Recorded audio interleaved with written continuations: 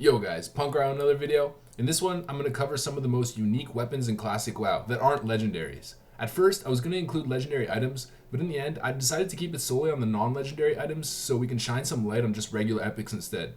I mean, everyone knows about the legendaries, right? If this video does well, I'll make a part 2 just like I plan on for some other videos where you guys have been requesting it in the comment section. But if you feel like I missed any unique weapons that definitely should have been mentioned in this list, then I'll just mention it in part 2. You don't have to worry about it. Let me know in the comments. I read every single comment and I'll consider all of your guys' opinions that you guys put out there. Anyway, with that said, the Soldiers of Classic, here's the most unique weapons in Classic WoW that aren't legendaries. Let's get into it. The first item I want to cover is probably one of the most relevant items on this list in respect to an early content patch like we'll be experiencing during the launch of Classic WoW. This item is called Iron Foe. It's a one-handed mace that drops off Emperor in Blackrock Depths, who's the last boss that sits in the throne room at the end of the dungeon.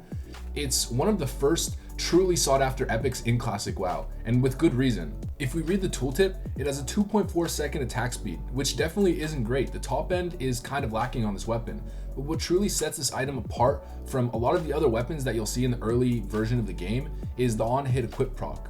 It says, chance on hit grants 2 extra attacks on your next swing.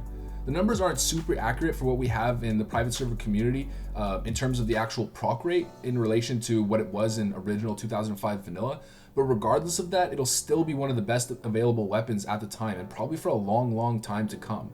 It also scales really well, which is why it's so good for so long. The better gear you get, higher crit, higher attack power, the more potent the extra attacks become since they'll do amplified damage based on those stat increases. I was doing some research earlier and I heard something about this item being best in slot for a really long time and potentially even into Nax when combined with world buffs specifically, since your DPS stats are so inflated with a full row of world buffs. So it's like the best weapon that you could use if you have a full row of world buffs. Otherwise, probably not. Another thing to mention is that Iron Foe becomes a lot more viable when you pair it with this one-handed mace that drops off trash mobs in AQ40. It's called Anubisath Warhammer, which increases your mace skills by 4, giving you stronger glancing blows with both mace strikes. And just a little tidbit to mention and add on to this, but another item drops off Emperor as well, the same boss that drops Iron Foe. It's called Hand of Justice, which is a trinket that gives you a 2% chance to grant an extra swing and 20 attack power. This trinket is best in slot till AQ40, like absolute best in slot till AQ40, and absolutely adored by two-handed warriors in PvP for like a pseudo Wind Fury proc, especially on Alliance side since there is no Wind Fury proc. But Hand of Justice mixed in with Iron Foe is a very nice combo that'll put you on top of the damage meter for patches to come. Okay, so this next one is probably one of the more interesting ones on the list, and funnily enough, it's an item that I've always felt is maybe a bit underutilized in my experience playing on classic servers. This weapon is called Nightfall. It's a two-handed axe that you craft as a blacksmith, and the plans to learn how to create this weapon are obtained through the Thorium Brotherhood reputation vendor in Thorium Point, and you need to be exalted in order to purchase the plans. Keep in mind, the weapon plans were actually added in patch 1.6, so I'm not sure how Blizzard is approaching this sort of stuff on a fresh release. And also keep in mind that it's a BOE, so you don't necessarily have to be a blacksmith in order to get the weapon. You could just have a friend make it for you who has the reputation in blacksmithing, or just buy it off the auction house. The mats to craft this item are pretty hefty, but even with that said, I think it's definitely worth it. So if you read the tooltip, it's a two-handed axe with a 3.5 second attack speed, 282 top end damage, and a chance on hit that applies a debuff increasing spell damage taken by the target by 15% for 5 seconds. 15% increased spell damage is pretty similar to Shadow Vulnerability, which is the debuff that we see from Shadow Priests. And Shadow Priests are always worth bringing in a 40-man raid to increase the Warlock's damage by 15%. So why not bring a Nightfall as well to add an extra 15% spell damage to all casters as well? Of course, the debuff only lasts 5 seconds, so the on time won't be nearly as consistent as Shadow Vulnerability on the target, but nonetheless, 15% increased spell damage to the whole raid, no matter how little the time is. I think it's always going to be relatively significant. This item is most commonly used by off tanks on boss fights where they aren't needed to tank, so on a boss fight where you only really need the main tank to tank the boss. Rather than sitting around doing nothing, might as well pop on a Nightfall and try to upkeep the 15% spell damage debuff on the boss as much as you can. The best strategy to keep up the Nightfall debuff as much as possible during the fight is to actually just spam Hamstring, which is a very low rage cost ability that has no cooldown. So you can just pretty much spam Hamstring the entire fight and just have the highest chance in order to keep that Nightfall on the boss on each successive hamstring going through with all your auto attacks. Nightfall is a really interesting item, and to me it really exemplifies the variety of unique on-hit effects and just the utility on items that we see in vanilla. Keeping in line with two-handed axes, we've got Dark Edge of Insanity.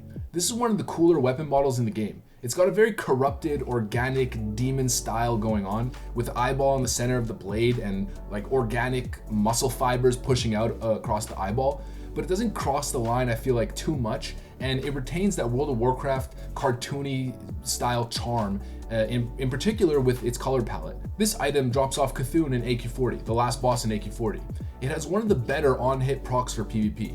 It's a two-handed axe with a 3.5 second speed, 364 top end damage, which definitely isn't the greatest speed or top end damage, but it definitely makes up for that with its great chance on hit effect. So it says, disorients the target, causing it to wander aimlessly for up to 3 seconds. It's essentially a 3-second disorient.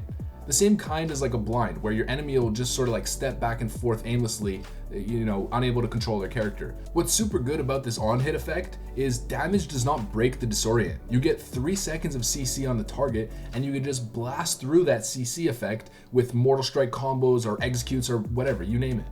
It reminds me a bit of Storm Herald like we see in the Burning Crusade, where that's a stun proc on hit. It's kind of like the same concept, just a disorient. As a paladin, for example, you could Hammer of Justice, which is a 6-second stun at max rank, and if you get lucky, you might follow that stun up with an on-hit blind that'll make it an effective 9-second CC on the target, almost like a rogue's cheap shot, kidney shot combo. Or the opposite, where if you get lucky and you get a disorient on the first hit that you struck on the target, you let the disorient go while you're doing damage and then hodge off the disorient another 9-second effective CC. It's really, really nice in PvP. Okay, so next on the list, we've got Benediction / Anathema. This is one of my favorite by far. You get this staff from a quest line that starts by a raid drop in Molten Core off Majordomo Executus. You get the Eye of Divinity off Majordomo, and then farm the Eye of Shadow off demons in either Winterspring or Blasted Lands. Then you do a quest encounter and essentially get the item.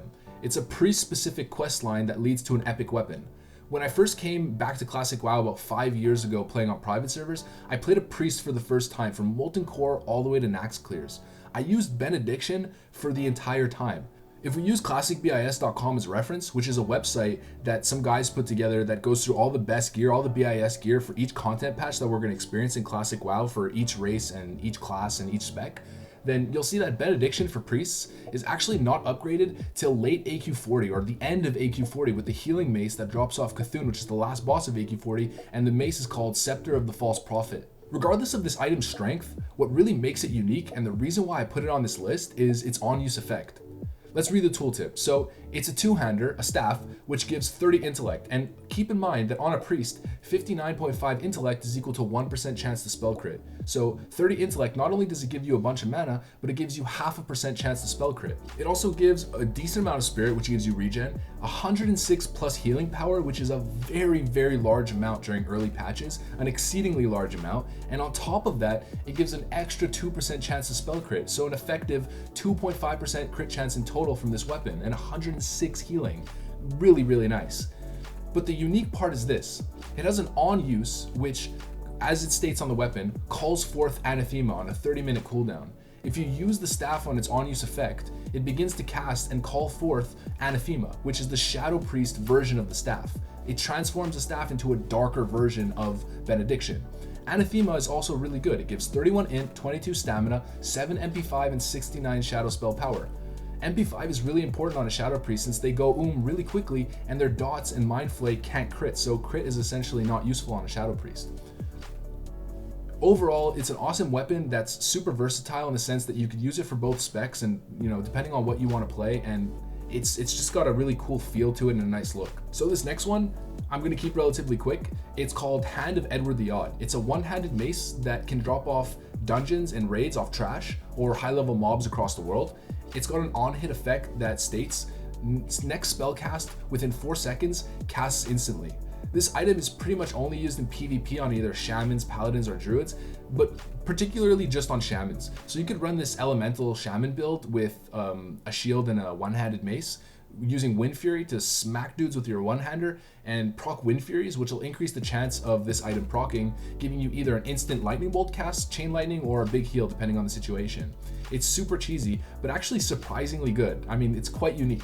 I was reading up on this item for this video, and I saw a bunch of comments from 2006, which was during official vanilla in the later patches of the game, of people that were saying that the instant cast proc that you get actually works on your Hearthstone cast. So if this is included in Classic WoW, I mean, holy crap, that would be so much fun. If ever you get yourself in a sketchy situation around the world, you just pop on Hand of Edward the Odd, smack a fool right in his mouth, and warp out of there, Rick and Morty style. Give me your gold. Stay away, undead scum. There's nowhere to run, little man. I've got Hand of Edward the Odd. Stay away from me, you sociopath. You get back here. I haven't killed you enough time. Wow, such gameplay. Following in line with World Drop Epics, this one is probably one of the most known classic items in the game. In fact, it's got such notoriety, it's still highly known and sought after as a blade in retail WoW for transmog and bragging rights. It's called Tibu's Blazing Longsword. This item is really strong, so let's read the tooltip. The first thing that pops out immediately is the attack speed. It's 2.9 seconds slow, which is, I believe, the slowest one-hander in all of vanilla, with a 178 damage top end for such low DPS. This makes it incredibly powerful with strikes that are based off weapon damage, like Hemorrhage for example. The icing on the cake is the on-hit effect. It says, chance on hit, blast the target for 150 fire damage. These kinds of procs in vanilla are incredibly good in PvP. 150 damage is a significant amount in vanilla standards. Let's say that you're killing somebody who has 3000 HP for example, which is pretty common during the early phases of the game. 150 damage on that target is 5% of their total HP on a passive proc on melee swings. So it's just extra little bonus damage. It's super nice. It's also magic damage. So if you're fighting a plate wearing target, it'll bypass their high armor values and do full magic damage. Alongside all of that, the most unique part of this item is definitely the look. Tibu's was actually the weapon on the original game box that vanilla released in during 2004. This Fireblade was used as a marketing tool for the entire game essentially. It was that cool. And if we go to archived comments from Thoughtbot about this weapon, there's so many mentions from 2005 to 2006 about this fact. Everyone seems to be mentioning that this weapon is the one that they saw in the box. It's got tons and tons of history in the game. It's an awesome looking blade of flame, and possibly the most unique part about it is that it actually has a lighting effect on the blade. It's the only weapon that produces its own light, so it glows up your surroundings like a faint lantern. You're gonna need this one for exploring the Karazhan crypts late at night, but I would be careful, there's evil goblins down there, so tread carefully.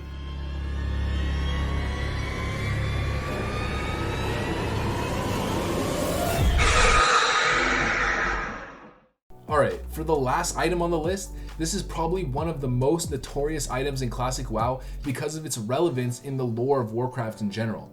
Yep, you probably guessed it. It's the Corrupted Ashbringer.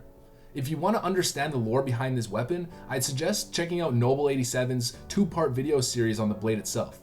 Really quick though, this blade was a magical weapon infused by the light to fight the Scourge. Eventually, the blade ended up in the hands of Alexandros Mograine, who was raised as a Death Knight and became one of the 4 horsemen in Naxxramas. With this, the blade was actually also corrupted. This corrupted blade is the one that we see in vanilla. It drops off the 4 horsemen in Naxxramas and is one of the coolest blades in WoW. It is one of the most epic models in the game, in my opinion at least. And it's got such an awesome World of Warcraft like paladin-esque, corrupted paladin-esque vibe to it. And if you know the relevance of it within the story, it makes the blade even that much more significant. Aside from the epic look of the blade itself, it also has an awesome effect that takes over the bearer of the blade once wielded. If you equip the blade, your body itself becomes corrupted. Your character model darkens entirely. It's the only weapon in the game with this type of effect on your character model, which makes it highly valuable for running in BG premades or standing in Ironforge on the bridge, on that little podium in the bridge, overseeing all the peasants with your epic Death Knight-like presence. If we read the tooltip itself, you can see that it truly pushes that corrupted aspect even further, with a minus 25 stamina in the stat line. Yielding the blade itself literally drops your health by 250. It's honestly pretty funny in a certain way. It also gives 2% chance to crit, 1% chance to hit, altogether, that's a good amount of stats. But the other unique part about this blade is the on-hit effect. It says, chance on hit, steal 185 to 215 life from enemy target, which really fits into that whole Death Knight vibe that the blade possesses. It kind of reminds me of Bryn Troll from Wrath of the Lich King, which has that lifesteal effect on it and fits so well on a Death Knight, just the look of it. It's just another uniquely epic item in the game, and people will throw DKP to get this item, even if it doesn't have any plus attack power or strength or anything like that, and it drops your health by 250. Okay, well, there you have it, Soldiers of Classic. Those are the most unique weapons that came to mind when brainstorming for this video. I know there's a lot more out there. Vanilla is filled with interesting items like this. Just like some of my other videos, my brain is already thinking about 4 or 5 other weapons right now as I'm saying this. I'm excited to see what you guys actually bring up in the comment section. I'll be looking out for sure and definitely working on a part 2 for this video in the future.